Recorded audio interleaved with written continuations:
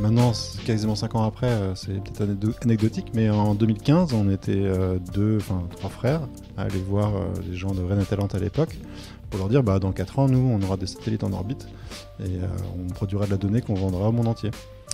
Bon, donc forcément, je ne sais pas ce qui s'est passé dans leur tête, mais ils nous ont quand même donné leur chance.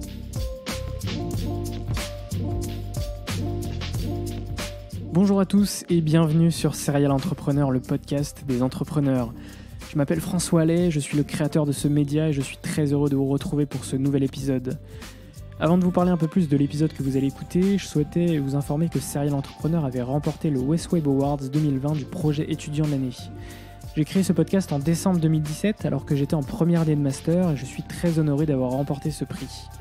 Un grand merci aux votants et à la Westweb Valley pour cette belle organisation. Place désormais au sujet de l'épisode. Aujourd'hui, plus de 2000 satellites tournent en orbite autour de la Terre et de plus en plus de pays s'intéressent à l'espace. Que ce soit pour des usages de communication, d'observation de la Terre ou encore de navigation, le nombre de lancements n'a cessé de croître ces dernières années. Plus de 800 satellites lancés entre 2017 et 2019. Ce qui va nous intéresser dans ce nouvel épisode, c'est comment 3 frères ont eu l'idée de créer une société permettant de traquer tous les navires du monde depuis l'espace grâce à des satellites. Jonathan, Clément et Benjamin Gallic sont les cofondateurs d'Unseen Labs, la première PME française à accéder à l'espace de manière autonome et totalement privée. Créée en 2015 et après plusieurs années de R&D, la start-up bretonne a lancé son premier satellite, le BRO-1 Braze Recon Orbiter, le 20 août 2019 sur la péninsule néo-zélandaise de Maya. Leur satellite possède des antennes capables de capter les ondes électromagnétiques émises par les navires en mer. Leur marché, la surveillance maritime. Les sujets que nous avons abordés durant cet épisode sont nombreux. Pourquoi avoir lancé Unseen Labs? Quel est leur background avant d'entreprendre? Pourquoi avoir choisi la surveillance maritime comme marché? Le fait de concrétiser un projet après 4 ans de R&D? Comment développer et lancer un satellite dans l'espace? Comment s'est déroulé le lancement de leur premier satellite? Qu'est-ce que la charge utile sur un satellite? Quelle taille fait-il? Quelle est sa durée de vie? Quelle est la législation dans l'espace? Tous les satellites dans l'espace sont-ils identifiés? Quel futur pour la startup et quels objectifs? Avant de lancer l'épisode, n'oubliez pas de vous abonner au podcast pour recevoir les prochains épisodes, de vous abonner sur YouTube pour voir les épisodes en vidéo, de vous abonner au compte Instagram Serial Entrepreneur avec un underscore à la fin. Moi je vous souhaite une excellente écoute, on se retrouve désormais toutes les 2 semaines pour un nouvel épisode le dimanche à 10h. Ciao. Bonjour à tous et bienvenue dans Serial Entrepreneur, le podcast des entrepreneurs. Aujourd'hui je suis avec 3 entrepreneurs rennais qui ont cofondé Unseen Labs. Est-ce que vous pouvez vous présenter un par un? Alors bonjour, moi c'est Jonathan Gallic. Je suis le frère du milieu et je suis président d'Unseen Labs et mon périmètre est plutôt technique. Disons que je suis la référence technique de la boîte, même si évidemment j'assume le rôle de dirigeant aussi avec Clément. Du coup, bonjour, moi c'est Clément Gallic, donc je suis le plus jeune. J'ai été technique à une certaine époque, je le suis beaucoup moins. Et maintenant, c'est plutôt pour compléter, avec Jonathan on se complète, donc lui il est vraiment très très opérationnel technique. Et moi j'ai plus la partie administration, finance de la société maintenant. Moi c'est Benjamin Gallic, donc je suis le grand frère, on va dire ça. Je ne suis pas opérationnel dans la société, parce qu'à côté je suis avocat d'affaires. Et je m'occupe de la partie légale d'Unseen Labs. Et puis, je suis aussi assez investi dans la stratégie de l'entreprise en tant que membre du comité stratégique, notamment. Ok. Avant de parler d'Unseen Labs, est-ce que vous pouvez me présenter un peu vos différents parcours avant d'entreprendre, justement? Alors, donc moi j'ai commencé ma carrière sur Paris et très rapidement après je suis revenu à Rennes. Et j'ai travaillé chez Niji, presque au tout début de Niji, pendant 3 ans. Donc dans les télécoms, pour les grands comptes, Microsoft, SFR, Orange. J'avais le rêve et puis le background d'éducation, parce que je suis ingénieur Supélec à la base, pour faire du spatial, ce que j'avais envie de faire depuis longtemps. Mes compétences télécom ont aidé à ça aussi. Je suis allé rapidement travailler chez Airbus Defence and Space. À l'époque, ça s'appelait Astrium à Toulouse. Et j'ai travaillé sur les satellites fabriqué par Astrium à l'époque, donc satellite à l'export pour des pays à l'étranger, ou les satellites institutionnels, donc dans l'observation de la Terre. Voilà. Du coup, moi, j'ai fait toute ma carrière pré-Unseen Labs, on va dire, à Toulouse. Moi, je suis un ingénieur de l'aviation civile à la base, donc j'étais à l'ENAC à Toulouse, et j'étais spécialisé en trafic aérien et système critique de gestion du trafic aérien. Donc en gros, c'est comment développer tous les outils pour les contrôleurs aériens, pour leur permettre de faire leur boulot au mieux et d'une manière la plus sûre possible. Donc j'ai travaillé pendant 6 ans pour la R&D de l'aviation civile à Toulouse, donc notamment pour des gros projets pour Aéroport de Paris ou de manière générale pour l'assurance aérienne française. Et j'ai basculé au bout de quelques années dans le spatial par pure opportunité de projet sur Toulouse. Et je travaillais pour le CNES. Alors j'étais pas CNES, j'étais sous-traitant pour le CNES, où je dirigeais une ligne de développement, une équipe de développement pour le futur centre de contrôle de satellites du CNES, où j'avais la responsabilité de tout ce qui était communication sol-bord, donc satellite sol, station au sol, et ça pendant 3 à 4 ans. Et ça, c'était juste avant de créer Unseen Labs. Très bien. Et pour ma part, je suis chef d'entreprise aussi par ailleurs, donc sur l'aspect création d'entreprise, je gère une petite PME d'avocats. Et la spécialité, c'est qu'on intervient énormément pour les sociétés innovantes, pour des problématiques françaises ou internationales. Et puis, en ce qui me concerne, avec une appétence pour tout ce qui est techno. Voilà, donc je ne suis pas un homme du tout de la technique, mais j'aime bien comprendre. Et puis, du coup, je suis entouré de chefs d'entreprise brillants qui me parlent techno assez souvent. Donc, c'est vrai que c'est un milieu dans lequel je baigne. Voilà. Et donc, Unseen Labs, on y vient. C'est quoi, du coup, Unseen Labs ? Comment ça a été créé, en fait ?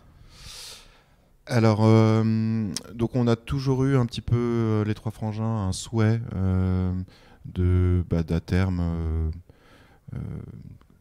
créer une entreprise, hein, enfin, aussi simplement dit que ça.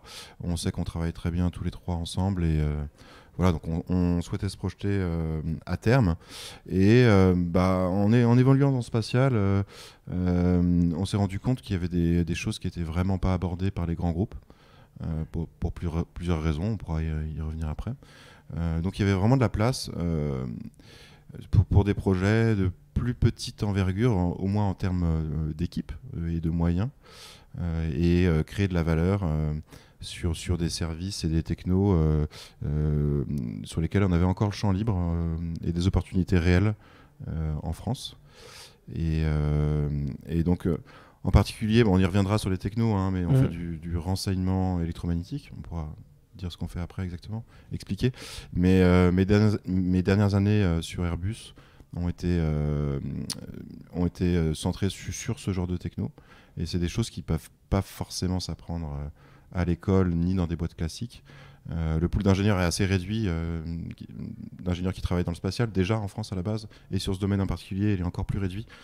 Donc les connaissances en fait accumulées pendant ces 2 années nous ont vraiment permis d'imaginer un projet intéressant et original et nouveau et porteur. Du coup, pour compléter, c'est ça qu'on a toujours été. Benjamin nous a toujours dit que créer une entreprise, c'était pas si compliqué que ça quand on avait les bonnes idées et qu'on avait le bon savoir-faire, qu'il fallait vraiment tenter l'expérience. Donc c'est vrai qu'on a toujours un petit peu cherché à pousser ça. Et de par l'expérience professionnelle de Jonathan, donc, qui est expert mission satellite, donc en gros comment on utilise un satellite pour remplir une mission donnée, et moi qui avais des connaissances plutôt au niveau du sol, comment on parle avec un satellite, on avait une vue un petit peu globale d'un système complet satellitaire. Et avec l'émergence de nouvelles technologies, donc ce qu'on appelle le New Space, des plus petits satellites à des coûts bien moindres que ce qu'on peut imaginer, et des choses tout à fait accessibles aux PME, et nous, au bout de quelques années, on a un petit peu regardé ce qui se passait dans le reste du monde. On a vu que ça prenait dans certaines zones géographiques hors de l'Europe, on va dire, et que on avait peut-être une carte à jouer en amenant ce type de business en fait en France et en tentant l'expérience.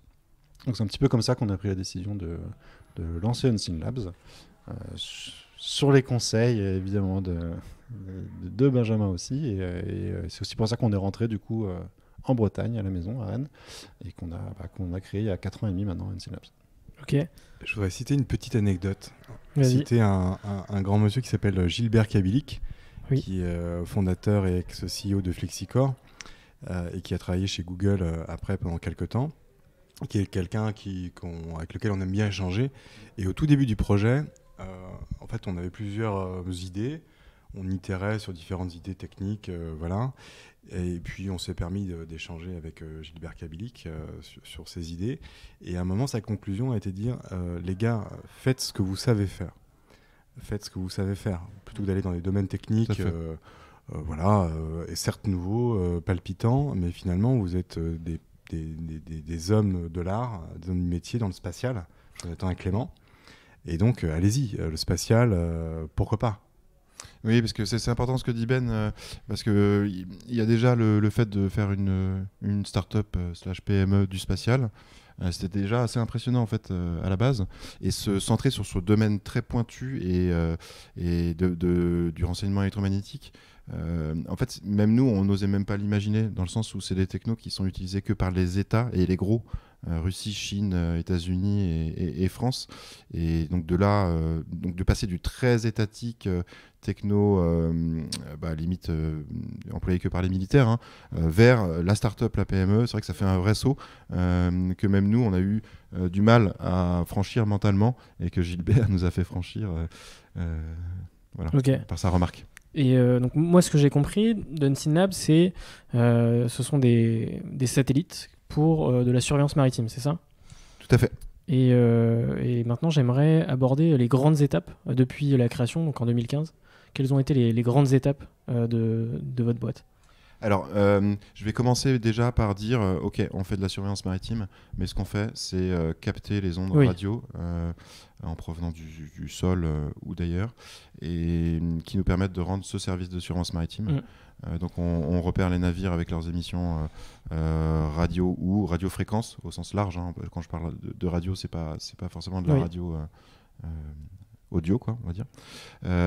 Donc le projet Unseen Lab, c'est vraiment opérer des systèmes qui localisent et caractérisent des émetteurs.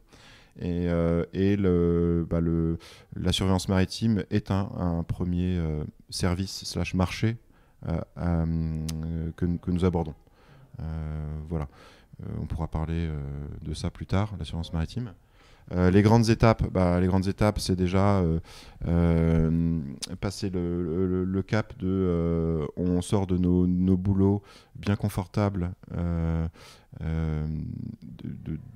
chez les grands industriels pour prendre le risque de faire quelque chose par nous-mêmes, et de revenir à Rennes, hein, comme l'a dit Clément. Revenir à Rennes. Vous étiez où avant? J'étais à Toulouse aussi. Toulouse. Ouais. Okay. On était tous les deux à Toulouse. Et donc revenir à Rennes dans un écosystème favorable, bien entouré, avec une dynamique positive, qui est celle de la Bretagne, quoi. Juste pour rajouter un petit point sur l'écosystème, c'est vrai que maintenant, quasiment 5 ans après, c'est peut-être anecdotique, mais en 2015, on était 3 frères à aller voir les gens de Rennes Talent à l'époque, pour leur dire dans 4 ans, nous, on aura des satellites en orbite et on produira de la donnée qu'on vendra au monde entier. Bon, donc forcément, je ne sais pas ce qui s'est passé dans leur tête, mais ils nous ont quand même donné leur chance. Je pense qu'il n'y a pas grand monde qui aurait peut-être mis une pièce sur nous dans plein d'endroits. Mais c'est vrai qu'en arrivant à Rennes, avec un projet qui peut paraître fou, ils nous ont quand même donné notre chance et ils nous ont fait rentrer dans leur programme d'incubation. Et ça a permis de lancer la société avec, comme disait Jonathan, un bel écosystème. À Rennes, on n'a vraiment pas à rougir de ce qui peut se passer ailleurs en France. Et en Bretagne, particulièrement, non plus. Donc je crois que le choix était plutôt positif et à aucun moment on regrette, je pense, ce mouvement, quoi. Et l'étape suivante, du coup, après Rennes Talent et l'incubation Emergis, c'est le concours iLab pour vous? C'est ça. C'est parce que donc c'est un beau projet. Donc c'est, comme on disait, c'est du new space. Donc au niveau finance, ça n'a rien à voir avec du spatial plus traditionnel, mais ça reste quand même des beaux budgets. Donc l'idée, c'était quand même de pouvoir travailler les premières années en totale indépendance.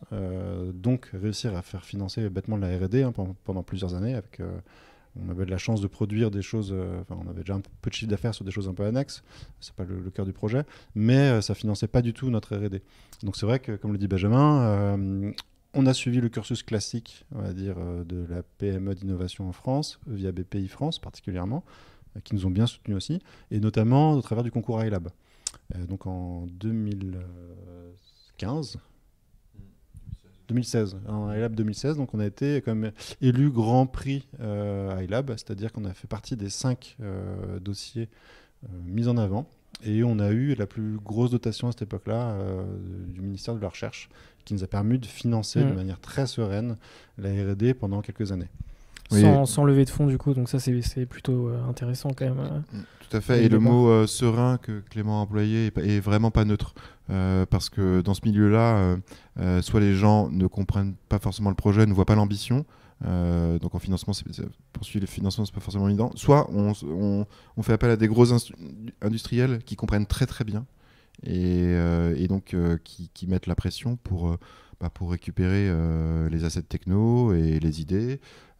Voilà, donc on passe du rien à tout, et la solution intermédiaire qui est un peu de financement pour nous laisser travailler et pour avoir une maturité suffisante pour se protéger, c'est une étape fondamentale. Et du coup, ça passe bêtement par du financement, ce qui est largement faisable ici. On l'a vécu. Donc, Okay. Mais la levée de fonds, il y a un moment donné, elle arrive après. Faire le plein de la fusée. Faire le plein de la fusée, ouais.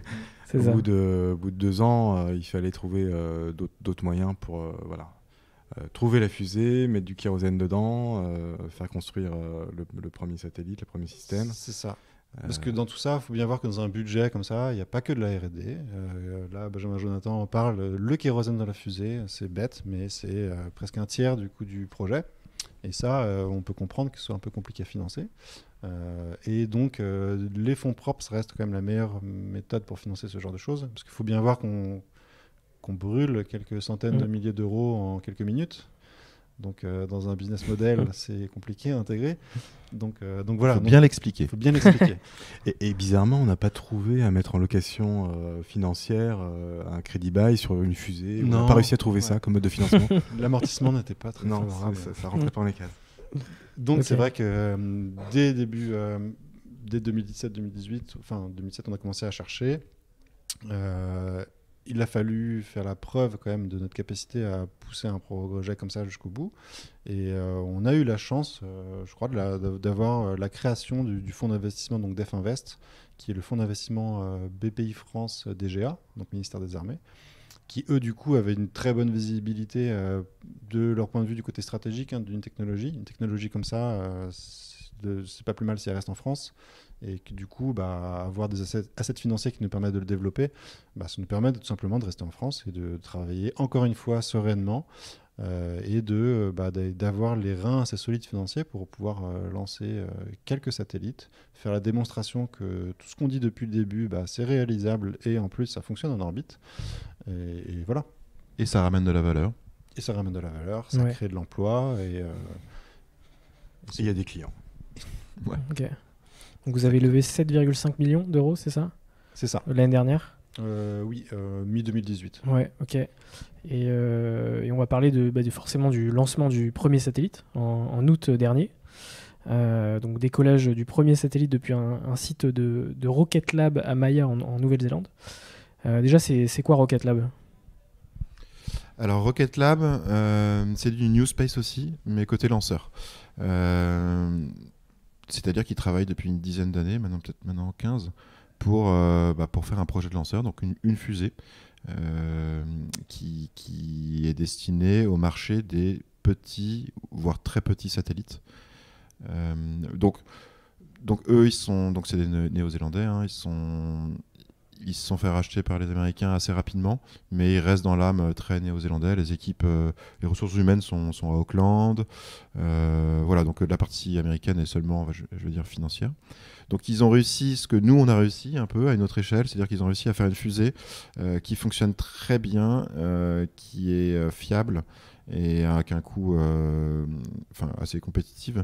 Et surtout, ils ont réussi le tournant quand on parle de start-up, on parle d'agilité, de réactivité, au moins comparé avec ce qui existe historiquement. Donc ils ont réussi à franchir ce virage aussi, d'être réactifs, de proposer des contrats du 21e siècle et pas du 20e siècle. Et donc ça faisait tout à fait sens, on les a trouvés, et ça faisait complètement sens par rapport au projet. Donc on pourra parler, si vous le souhaitez, après de l'écosystème des lanceurs. Mais donc ils étaient tout récents, on était sur leur 8e vol. 8e vol en quasiment moins d'un an. Donc, le premier tir moins d'un an avant. Donc déjà on voit la cadence de tir et la réactivité et le succès. Je sais pas si... Justement, comment s'est déroulé le lancement du satellite? C'est impressionnant. C'est impressionnant. C'était la première fois que vous assistiez à... Non, j'en avais déjà vu un tir d'Ariane 5, mais quand c'est son propre satellite et sa boîte qui part, c'est autre chose. Ouais. Pour le coup, là, le terme serein n'était pas d'actualité, non. Qu'est-ce que ça vous a fait, justement, après 3 ans de R&D, de voir ce projet se concrétiser, en tout cas le premier satellite de ce projet se concrétiser? C'est impressionnant, mais en fait, quand le tir... Alors déjà, la fusée n'explose pas. Elle a l'air de partir sur la bonne trajectoire. Mais là, c'est pas gagné, parce qu'il faut encore attendre le premier contact avec le satellite. Donc tout le monde se réjouit du tir qui est successful, mais l'étape d'après, c'est est-ce que le satellite s'allume, et l'étape d'après, c'est est-ce qu'il fonctionne, et l'étape d'après, c'est est-ce que les données collectées sont de bonne qualité et au moins du niveau d'attente pour un service commercial. Donc en fait, c'est une succession de petites étapes, dont le tir est une c'est quoi étape importante. Le pourcentage de réussite, justement, il est faible ou il est... il est élevé, le pourcentage de réussite, mais voilà, quand c'est 4 ans de R&D, il faut dire que ce qu'on fait, c'est des choses qui sont quasiment insimulables sur Terre. C'est-à-dire que notre job, c'est de vérifier qu'on a de très très très bonnes chances que ça fonctionne. Voilà. Après, il faut voir la réalité. On a de la chance, ça fonctionne très très très très bien, mais voilà. Mais c'est un moment qui est quand même magique, hein, pour une boîte en général, et puis là c'est pour un projet de 3 frères. C'est un moment assez incroyable, mais comme disait John, en fait c'est à peine la fusée est décollée, on la voit plus, qu'on lançait un compte à rebours pour aller vérifier, donc retourner sur les PC, les ordinateurs de la boîte pour commencer en fait les travaux d'après pour être en contact avec le satellite, et puis donc ça ne s'arrête jamais en fait. Parce que c'est important ce que dit, c'est important ou rigolo ce que dit Benjamin, c'est que on était en pleine campagne, c'est-à-dire que le pas de tir en Nouvelle-Zélande, c'est un pas de tir en Nouvelle-Zélande, c'est pas la Floride. C'est sur une pointe d'une péninsule où il y a la fusée qui est prête à partir. Et donc nous, pour pouvoir le regarder en direct, on était un petit peu dans la campagne, reculé. Donc zéro connexion, on n'avait pas de téléphone, on n'avait pas Internet, on n'avait rien. Donc l'idée, c'était vraiment, une fois que la fusée n'avait pas explosé et était a priori sur la bonne trajectoire, de prendre les voitures au plus vite, rentrer à un endroit où on avait de l'Internet, pour pouvoir communiquer avec les équipes de Rocket Lab et essayer de parler avec le satellite. Et recevoir les 150 000 SMS de félicitations, alors qu'on n'était même pas au courant que ça avait fonctionné. Ouais. Alors, il y a un aspect, il y a l'aventure d'entreprise, et puis là, c'est une aventure dans l'aventure qui est juste incroyable. Enfin, ça restera un moment. Oui, ça qui est très drôle, c'est que les gens restés en France ont su avant nous que ça avait fonctionné. Parce que le tir était diffusé en direct. Diffusé en direct sur YouTube. Ok, c'est cool. Et donc justement, à quel moment vous avez eu des news de ce satellite 45 minutes après, donc l'orbite était injectée sur une orbite qui avait le bon goût de passer au-dessus de Rennes 45 minutes après. On aurait pu très bien attendre 3 heures ou 6 heures en fonction de la dynamique orbitale, mais là on a eu de la chance. C'était prévu, mais voilà, souvent au premier contact, donc il faut dire, le satellite déploie ses antennes, il se passe pas mal de choses sur lesquelles on met des timers, donc c'est pas choquant. Disons que ça aurait pas été choquant si on n'avait pas eu le premier contact au bout de 45 minutes, on aurait été juste inquiet quelques heures de plus. Mais là on a eu, ça s'est vraiment bien goupillé. Donc premier contact 45 minutes après, donc le satellite il fait bip, il dit au moins il s'est allumé, quoi. La batterie fonctionne, l'antenne de com fonctionne, et là on s'est permis de faire un peu la fête quand même. Oui, c'est normal. Donc justement on va parler de satellites et d'espace. L'espace c'est quelque chose quand même qui fascine beaucoup de gens, et j'aimerais savoir comment on développe un satellite, quel langage on utilise, quelle techno justement. Est-ce que vous pouvez nous en dire plus là-dessus? Alors là, pour le coup, c'est un aspect important du projet dans le sens où on a pris un peu à contre-pied ce qui se fait dans l'industrie classique du spatial. Alors, pas en termes de matériel hein, strictement, c'est-à-dire qu'un satellite, qui soit tout petit ou très gros, il y a des éléments fondamentaux, hein, des panneaux solaires, des batteries, une série de senseurs pour que le satellite ait conscience de là où il est et comment il est orienté, des ordinateurs et des éléments de communication vers le sol, plus la charge utile, donc les éléments électroniques, on en reparlera sûrement après, mais qui fait le job. Là où on a pris vraiment l'industrie à contre-pied, c'est sur la partie justement langage, la façon d'opérer le satellite. Donc toutes les technos un peu spatiales, qu'elles soient américaines, russes, européennes ou chinoises, c'est des protocoles propriétaires, c'est des milliers d'ingénieurs qui travaillent sur des systèmes avec des langages hyper spécifiques. Et nous, on s'est dit non, c'est pas ça qu'il faut faire. On n'a pas la force de frappe déjà. Ce qu'il faut faire, c'est utiliser les composants logiciels et langages du commerce, hein, de l'industrie. Il y a des centaines de milliers de personnes qui travaillent dans le spatial, mais il y a des millions, des dizaines de millions de personnes qui travaillent sur les systèmes d'information classiques, hein, Internet, Google, Facebook et tout ça. Et en fait, les outils qu'ils produisent et qu'ils valident, ils sont des millions d'utilisateurs, enfin des milliards d'utilisateurs et des millions de personnes qui travaillent sur ligne de code, ont sûrement plus raison que les centaines de milliers de personnes qui travaillent dans le spatial et qui font du spécifique. Donc là, on est parti là-dessus dès le début. Et donc ça ramène de la qualité de service, ça ramène de la confiance. En termes technologiques, hein, je veux dire, et ça ramène des économies de développement, et plus la petite touche moderne qui paradoxalement n'existe pas trop dans le spatial classique, quoi. Ok. Voilà. Donc c'est du Python, hein, c'est codé comme un logiciel. C'est du Linux, du Python, des libres de chiffrement et de compression et sur lesquels une fois de plus on ramène, comme le disait Benjamin tout à l'heure, ce qu'on sait faire. Voilà. Ouais. On ramène notre valeur ajoutée sur un socle existant et flexible et éprouvé. Et donc, peut-être juste pour compléter, hein, donc Jonathan décrit très bien ce qu'on a fait, nous, dans ce qu'on appelle le New Space. C'est pas pour dire que tout ce qui se fait dans le spatial plus traditionnel ne fonctionne pas et doit disparaître, loin de là. Les gros projets étatiques, les très gros satellites, ça se gère pas comme nous, on a géré notre projet et c'est normal. Donc c'est bien pour insister sur le fait qu'il y a ces deux écosystèmes qui sont voués à exister en parallèle et à travailler ensemble. Donc c'est vraiment pas pour dire du mal de ce qu'on a pu faire avant sur les systèmes spatiaux ou la façon dont les gros industriels travaillent, mais c'est juste que cette façon agile, beaucoup plus adaptée à une société comme la nôtre et à pousser des choses très très innovantes, nous c'était notre façon de le faire. Okay. Et ça a plutôt bien fonctionné. Et concernant votre premier satellite, quelle taille fait-il, quelle est sa durée de vie? Alors quand on parle de petits satellites, on est vraiment dans les très petits satellites. Donc c'est la classe des nanosatellites, donc c'est moins de 10 kg. Nous, le nôtre fait aux alentours de 10 kg. Et pour vous donner une image de taille, c'est une grosse boîte à bottes. C'est-à-dire que le satellite fait 30 cm par 20 cm par 10 cm. Donc c'est ce qu'on appelle un SISU. Donc SISU, c'est les cubes satellites. Alors, on parle de U. Un U, c'est un carré élémentaire de 10 cm de côté. Et en fait, après, on agrège ces carrés élémentaires pour fabriquer à façon le satellite dont on a besoin. Donc nous, c'en est 6 qui sont mis sous forme d'une grosse boîte à chaussures. Voilà. Ok. Et la durée de vie du satellite? La durée de vie, oui. Alors, c'est une durée de vie non négligeable. C'est-à-dire que nous, il devrait durer entre 5 et 7 ans. On est en orbite basse. Donc on est entre 500 et 600 km. Donc c'est un petit peu au-dessus de l'ISS, pour donner une idée.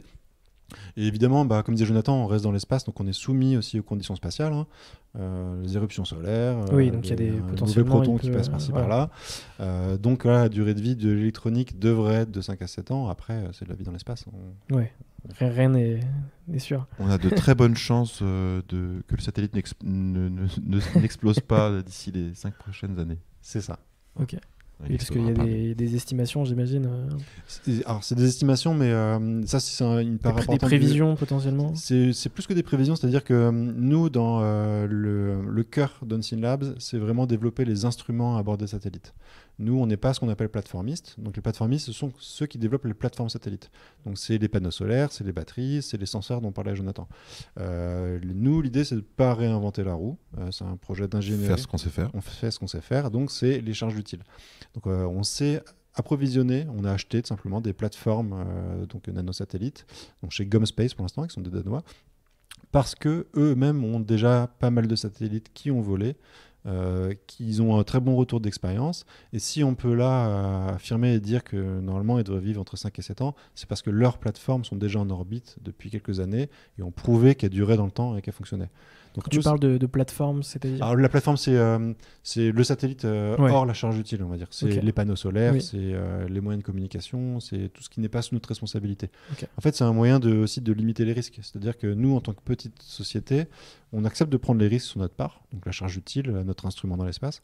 Par contre, le reste de la plateforme, on travaille avec les gens qui ont prouvé que leur système fonctionnait et qui nous permettent d'avoir une confiance d'assez haut niveau dans leur capacité. Donc je précise, hein, c'est pas du partenariat, on a acheté de la prestation de service et du matériel. Hein, donc en co-ingénierie évidemment parce que c'est des systèmes très très modulaires et donc on achète un système qui a été taillé sur mesure pour nous. Hein.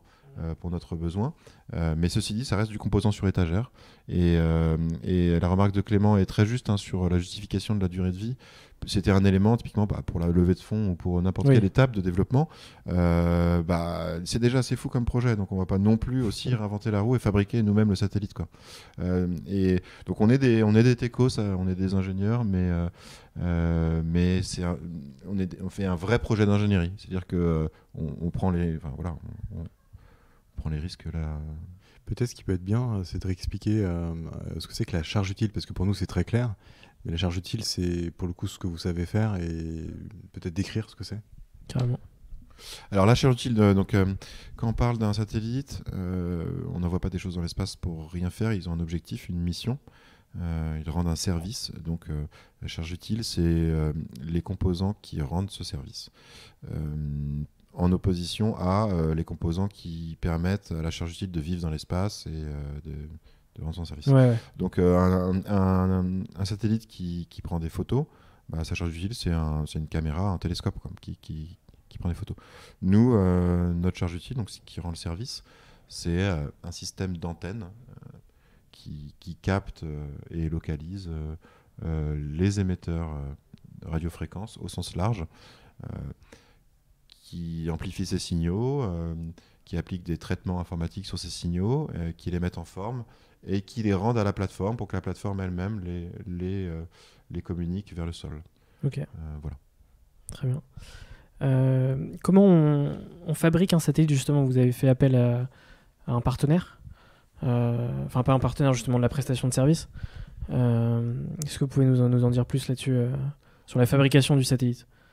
Alors, la fabrication elle-même, donc comme disait Jonathan, nous, tout ce qui était hors charge utile, donc hors Unseen Labs, on a vraiment pris des choses sur étagère. C'est ça. Donc, quand c'est comme ça, il y a toute une partie d'échange technique entre Unseen Labs et le fournisseur de la plateforme, du coup, pour que la plateforme corresponde à notre mission. C'est-à-dire que, évidemment, toutes les exigences, tous les besoins sont faits par Unseen Labs. Après, c'est des trade-offs, des propositions techniques qui sont acceptées ou non par nos équipes pour arriver à un design du satellite complet qui nous permet de s'assurer que notre mission soit bien remplie dans l'espace. Après, c'est de la quincaillerie, entre guillemets. C'est-à-dire c'est l'approvisionnement de matériel électronique. Tout est fabriqué sur place dans les équipes donc, de notre fournisseur. Tout est assemblé. Il faut savoir que je crois que c'est une journée d'assemblage. Ouais, mais à peine une journée. Ouais. Donc avec les bons plans, on met le fil rouge sur le fil rouge. C'est ça. Donc ça va très très vite une fois que tout est carré. Sur ça, nous, en gros, on rajoute après notre intelligence toute la partie charge utile qu'on intègre sur cette plateforme. Et en fait, à la fin de l'opération, une fois que tout est fabriqué en une journée, testé, ça prend un peu plus qu'une journée, et validé au sol, et en fait, Unseen Labs devient propriétaire du satellite. C'est-à-dire que c'est important, ce que disait Jonathan tout à l'heure, c'est que c'est pas un partenariat. C'est vraiment, on achète du matériel et on est propriétaire du matériel. Et en fait, et après la mise en orbite, du coup, on devient opérateur satellite. Donc actuellement, en fait, Unseen Labs est opérateur satellite et produit de la donnée avec ses propres satellites. Mais on se focalise sur le satellite, mais il faut voir que c'est qu'une sous-partie d'un système. On parle de segment spatial pour la partie du système qui est dans l'espace, mais on parle de segment sol pour la partie qui est au sol. Et cette partie au sol est loin d'être négligeable. Ouais, Et là, on retrouve du business un peu classique de l'IT. Je parlais des télécoms au début de ma carrière, mais c'est un système d'information qui reçoit, déjà qui commande le satellite, qui transcrit les ordres humains en ordre interprétable par le satellite, qui récupère les données du satellite et qui récupère les requêtes, mais même jusqu'au client. C'est-à-dire que on fait du spatial, on s'amuse bien à faire des satellites, mais l'objectif c'est du business avec des clients. Et donc la partie récupération des requêtes clients et mise en forme des produits de data de surveillance maritime et pour les pousser vers le client, et toute la partie infra qui est au milieu, hein, voilà, est loin d'être négligeable. Et après une partie conséquence aussi de la R&D d'Unseen Labs avant le tir. Ouais. Et on va forcément en parler, mais je veux juste terminer sur la partie satellite. Quand on a notre satellite de fabriqué, à partir de quel moment on le lance dans l'espace du coup?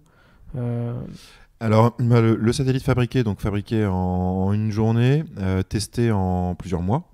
Mis en Comment forme il est testé du coup Alors il est testé fonctionnellement, on teste tous les sous-systèmes électriques, toutes les lignes de code, et après il est mis sous vide thermique, on appelle ça, c'est dans un four, dans une enveloppe qui permet de faire du froid, très froid, et du chaud, très chaud, en fonctionnement. On le passe dans des bancs d'essai, ce qu'on appelle le degaussing, c'est pour le rendre neutre magnétiquement, parce qu'à l'intérieur on a des senseurs qui mesurent le champ magnétique terrestre pour l'orientation et la position. Donc une succession d'étapes comme ça, fondamentales et assez longue de tests et de préparation du satellite. Une fois qu'il est prêt à tester, on le garde protégé. C'est-à-dire qu'il est fabriqué et testé dans des salles blanches. Donc ce sont des salles très très propres. Donc là, pour le transport vers le pas de tir, il faut le garder dans des conditions équivalentes, hein. C'est-à-dire c'est des pellicases, des boîtes conditionnées atmosphériquement et sous pression. On évite de trop le secouer parce qu'il va être déjà très secoué dans la fusée, donc si on peut lui épargner des vibrations avant ça, on lui épargne. Donc là je parle du transport, hein, vers le pas de tir. Donc on a fait France vers Nouvelle-Zélande, donc on a traversé la moitié de la planète. On l'a pris en bagage en soute, en bagage à main, je veux dire, dans l'avion avec nous, pour d'autres raisons aussi, pour des raisons on ne veut pas le perdre de vue, ça reste très sensible, donc on veut maîtriser l'ensemble de la chaîne. Et donc on arrive un mois avant le tir à peu près, ce qui est aussi très très court par rapport au lanceur classique. On le ramène au pied de la fusée, donc il est intégré dans le 3e étage de la fusée. Par intégré, c'est mis dans une boîte branchée à la fusée, hein. Donc là on refait une dernière batterie de test, on charge les batteries à fond avant, et puis voilà, on le laisse dans les bonnes mains du lanceur. Ok. Et ce premier satellite, on va quand même donner son nom, il s'appelle Bro-1. Bro-1, donc Bro comme Brothers, mais aussi comme Braze Recon Observer numéro 1. Voilà, donc il y a un lien avec l'aventure en Bretagne des frères. Super. Un peu de marketing, ça fait pas de mal. Il paraît beaucoup de technique, je me permets. Et pour continuer là-dessus, c'est quoi la typologie des satellites? Quels sont les différents types de satellites, justement? C'est en fonction de la taille? En fonction en fonction de quoi, en fait? Alors les satellites, on peut faire 3 grands groupes, hein, fonctionnels. Il y a tout ce qui est science et GNSS, on appelle ça, c'est typiquement le GPS. Donc c'est les sondes spatiales dans le système solaire, les atterrisseurs et tout ce qui est repérage de position. C'est une première catégorie. La deuxième, c'est télécommunications. Donc les satellites qui rendent des services d'échange de data. On connaît les historiques, ce sont les géostationnaires là, qui donnent depuis une dizaine d'années le broadcast TV et ce genre de services. Et la troisième catégorie, c'est l'observation de la Terre. L'observation de la Terre, c'est regarder la Terre avec plein d'outils. Donc des radars qui émettent des ondes vers le sol, qui récupèrent l'onde réfléchie pour faire de l'imagerie radar, l'imagerie optique, donc avec des photons visibles, hein, ou proches infrarouges ou ultraviolets. Ça, c'est les images classiques qu'on a l'habitude de voir. Et la troisième catégorie, un petit peu plus confidentielle, c'est justement ce qu'on fait. C'est l'observation de la Terre dans les ondes radio. Voilà. Donc ça, c'était un peu les segments un peu de missions remplies par les satellites. Après, il y a les segments, Clément en parlait un petit peu après, de taille, de masse et de taille. Donc là, il y a les énormes satellites. Je pense aux satellites météo, par exemple, qui sont une forme d'observation de la Terre. Là, c'est des bus, les machins. Hein. Enfin, ils font 15 mètres de long, 13 tonnes. Et voilà. Entre les deux, on va dire, il y a la catégorie de satellites optiques type image Google Earth, qui peut aller de l'image basse résolution classique civile à l'image haute, voire hyper haute résolution pour des besoins militaires, satellite espion, hein, en gros. Là, ils sont plutôt entre 500 kg et une tonne. Voilà. Et puis après, on passe dans la classe des microsats vers 50 kg et, comme le disait Clément, nanosats vers 10 kg. Et votre premier satellite, il fait de la surveillance maritime.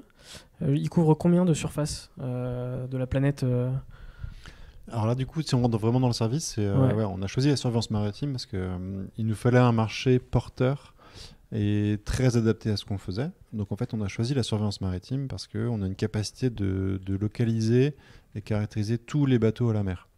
C'est-à-dire que classiquement, la surveillance maritime se fait avec des transpondeurs sur les bateaux, comme il y a sur les avions. Sauf que, évidemment, dès qu'un capitaine ou quelqu'un veut commettre une activité illégale ou ne veut pas être suivi, même pour des raisons légales, il suffit de couper les transpondeurs et les bateaux disparaissent. Donc nous, on a une capacité de suivre les bateaux, même pour faire très simple, hein, une fois qu'ils ont coupé leur transpondeur, on peut continuer à les localiser.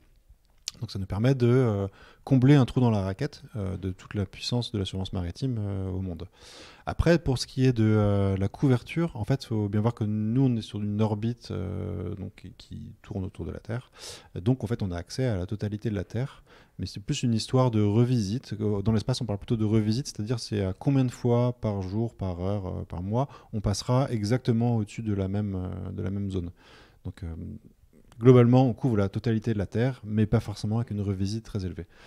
D'où l'intérêt, nous, vraiment notre projet se base aussi sur le déploiement d'une constellation de satellites. Donc c'est d'en envoyer quelques dizaines, une trentaine par exemple, pour pouvoir continuer à couvrir la Terre, mais avec une revisite élevée. Un satellite tout seul a une revisite comprise entre 12 heures et 48 heures. 2 satellites, vous divisez par 2 cette revisite, ainsi de suite. Donc l'idée, c'est d'avoir du quasi-temps réel. Donc le temps réel, c'est encore la science-fiction, hein, le vrai temps réel depuis l'espace, mais du quasi-temps réel, c'est descendre à moins de l'heure de revisite, c'est déjà... Ce qui fonctionne bien pour les navires. Un navire, en une demi-heure, il n'a pas fait non plus 200 km.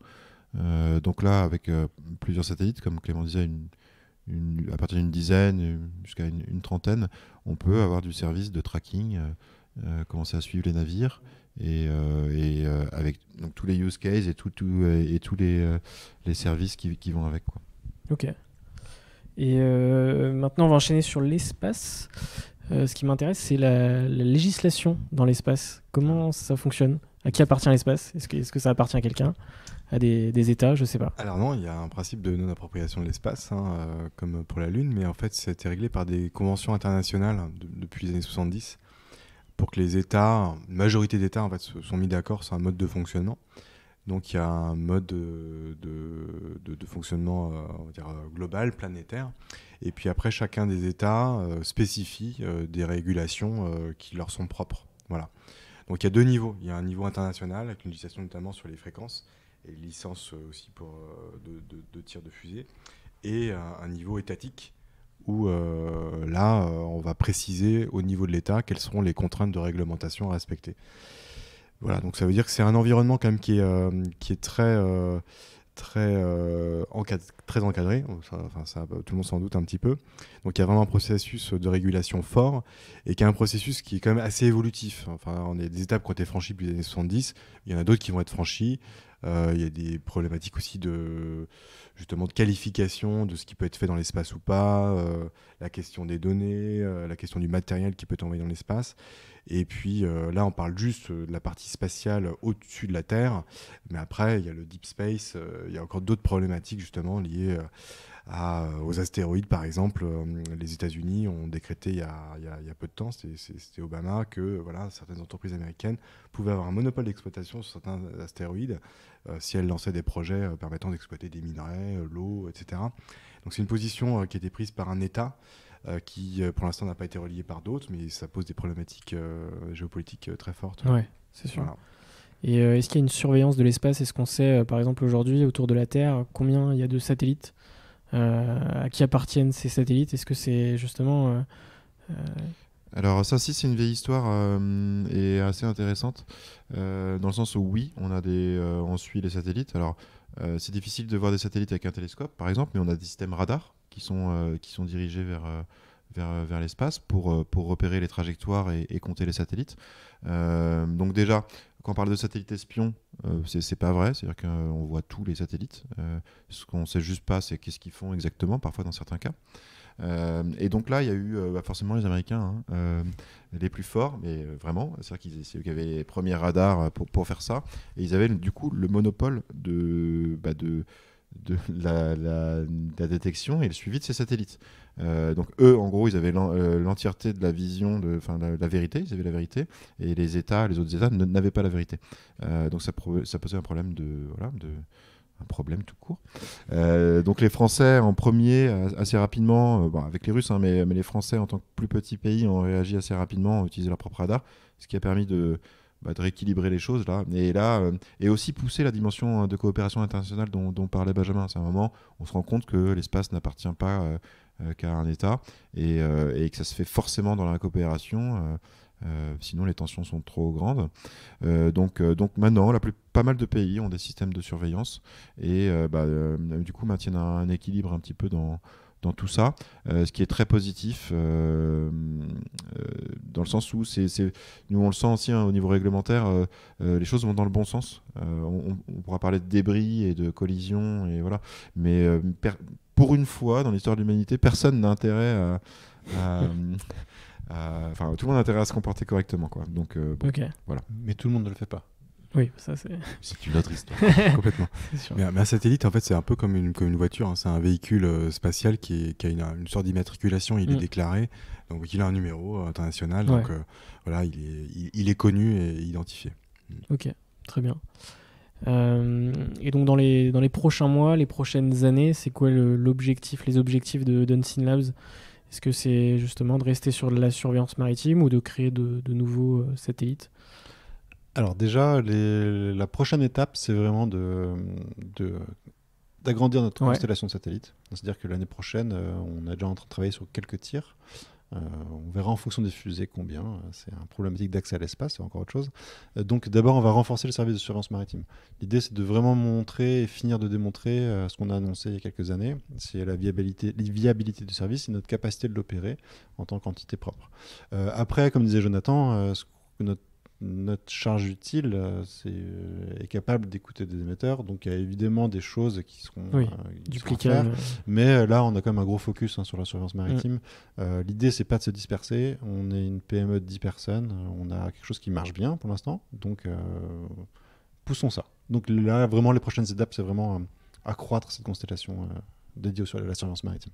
Et là, on en vient à l'aspect de cycle court de développement. C'est-à-dire que classiquement, un satellite, au sens large, je veux dire, habituellement, c'est plusieurs années de développement, voire plus de 10 ans. Nous, nos cycles sont très courts, donc on peut se permettre en fait d'améliorer à la marge chaque satellite. C'est-à-dire que chaque satellite lancé dans l'espace aura une petite amélioration qui met pas en danger ses fonctionnalités principales, mais donc on a la chance de pouvoir étendre le service tout en améliorant le service et explorant des choses, mettre des charges utiles secondaires pour de tests, pour explorer d'autres types de services, voilà. Donc c'est vraiment très dynamique, on pousse la R&D en continu tout en étant très réaliste sur le fait qu'on a un beau marché à couvrir et pour en tirer de la valeur, quoi. Ok. Et donc on va passer sur la partie inspiration, conseil. Quels sont les entrepreneurs, personnalités qui vous inspirent ou des boîtes qui vous inspirent aujourd'hui? Je peux commencer ? Moi, j'étais très impressionné par Hugues Méli, en fait, à la base. Comme je disais, je travaillais chez Niji. Oui. Et c'est vrai que même en revenant à Rennes, en fait, on l'a retrouvé et on est souvent, on dialogue assez souvent. C'est toujours un plaisir de le croiser, toujours de bons conseils. Voilà, donc c'est déjà ça. Je pense que Méli sur Rennes, c'est sympa. Moi, je dirais que on en revient à ce que disait Benjamin tout début, hein, mais je pense que Gilbert, c'était quand même Gilbert Kabilic, ouais. Gilbert Kabilic, ouais, était un moment la démonstration qu'une petite boîte à Rennes puisse aider une boîte comme Google. Ouais, il a été racheté par Google. C'est ça. En fait, c'est aussi une prise de conscience que on a beau être 10 à Rennes, je pense que personne en Californie connaissait Rennes avant. Puisse vraiment aider une boîte gigantesque comme ça. Donc c'était un cas concret qui nous a un peu poussé aussi à créer Unseen Labs. Donc ça, c'est vraiment pour parler local. Un autre local aussi, c'est notre expert comptable, notre cher expert comptable, Eric Lagadec, qui quand même est aussi un entrepreneur. Et en parlant de personnes qui donnent sa chance à des projets, lui, il nous facture, hein, Eric, mais voilà, il est là, il voit des petits gars débarquer avec un objectif assez incroyable et il se pose des questions évidemment, mais je veux dire, il nous laisse, il se moque pas de nous, quoi. Il nous challenge dans le bon sens. C'est précieux, ce genre de personnes. C'est drôle parce que Mathieu Beuchard de Klaxoon m'avait parlé aussi d'Eric Lagadec.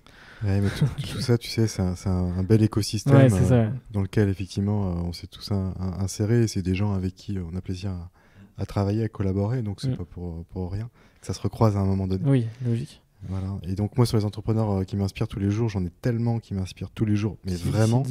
Voilà, donc c'est une vraie chance. Et puis je vais en citer deux, Jonathan Gallic et Clément Gallic. Voilà.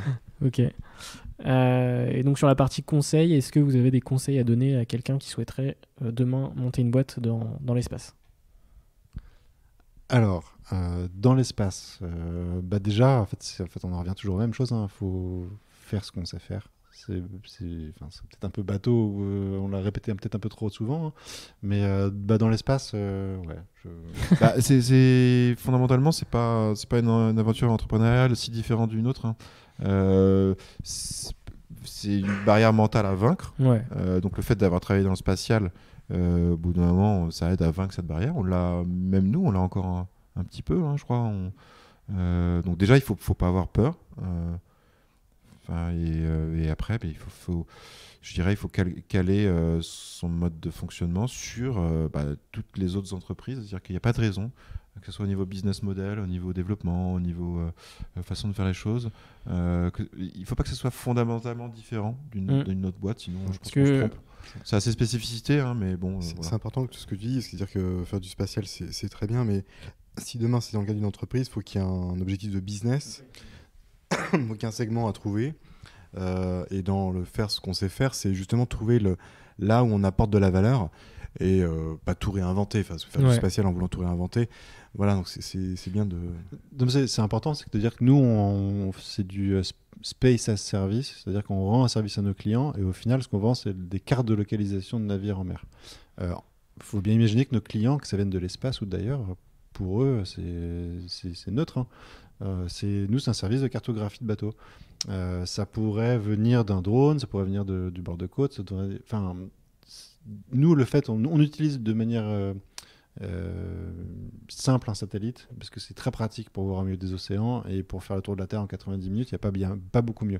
Mais notre service final, comme disait Benjamin, c'est un besoin exprimé par des clients. Totalement. On y répond avec du spatial et on pourrait y répondre avec autre chose.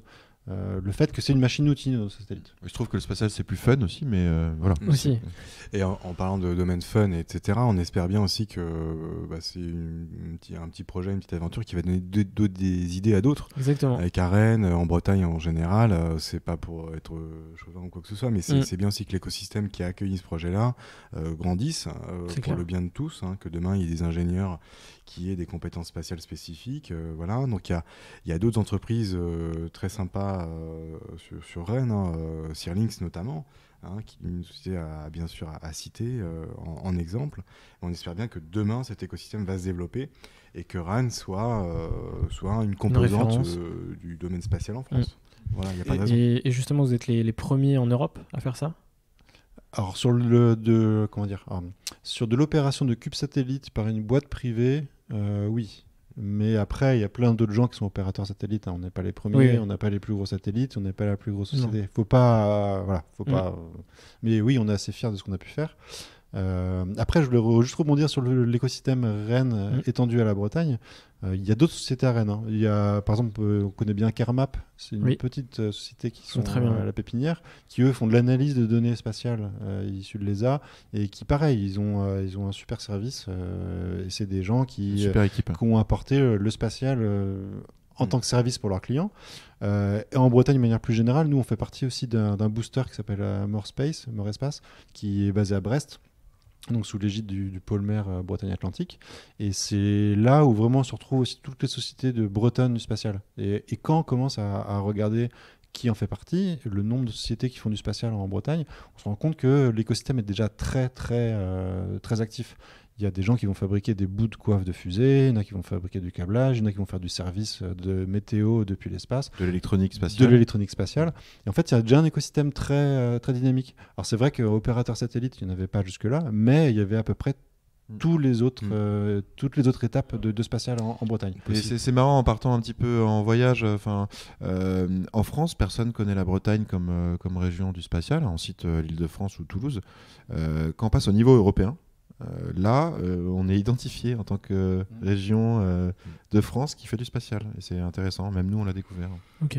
Il y a aussi Alcyon en Bretagne. C'est Alcyon, je pensais, qu'il y avait des belles choses aussi sur des lanceurs. Et peut-être dire un petit mot sur les ABIC. Oui. Alors les ABIC, pour faire simple, c'est des programmes d'incubation issus de l'ESA, donc l'Agence spatiale européenne. Donc c'est fait en collaboration, c'est géré par le CNES en fait en France, notre agence spatiale locale. L'année dernière, il y avait donc les ABIC, c'est régional. Il y en avait déjà dans le sud. Il y en a un qui a été créé il y a 1 an et demi maintenant, je crois, ou 1 an, qui s'appelle les ABIC Nord de France, qui est géré notamment par des gens de Brest et qui regroupe donc du coup qui permet d'incuber ou mettre en commun toutes les entreprises du spatial. Super.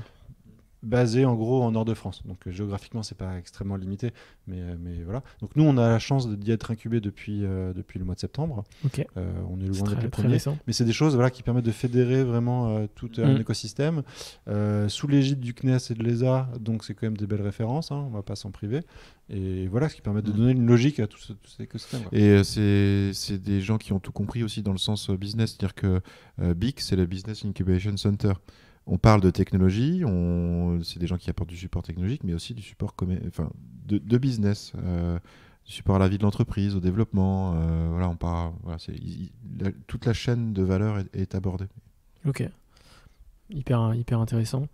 Dernière question, quels sont justement les entrepreneurs, les boîtes que vous me conseillez pour des prochains podcasts ? Gilbert Kabylie, du coup. Je pense que tu es inévitable. Et puis j'ai d'autres noms en tête, tu les as déjà croisés. Donc, oui. Voilà. Alors, Kermap. Dans le spatial, avec Kermap. Après, il y a quelqu'un aussi qu'on apprécie beaucoup. Je crois ils sont 2 qui ont quand même les gens de Secure-IC. Qui sont déjà passés peut-être Non, mais Secure-IC, c'est Hassan Triki qui est déjà venu ici au village. Voilà, c'est vrai qu'il s'intéresse au projet aussi, qui est quelqu'un de bon conseil aussi et qui vraiment nous a apporté des choses depuis le début. Donc moi je pousserais bien le nom d'Hassan. Super, très bien. Merci à tous les 3 d'avoir échangé pendant cette petite heure. Et puis à bientôt sur Serial Entrepreneur. Merci beaucoup, à très bientôt. L'épisode est terminé. Merci de l'avoir écouté en intégralité.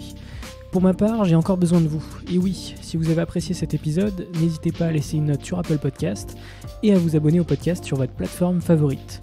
Vous pouvez également m'envoyer votre feedback par mail à françois@serial-entrepreneur avec un s.fr. On se retrouve très bientôt pour un nouvel épisode. Bis et à bientôt.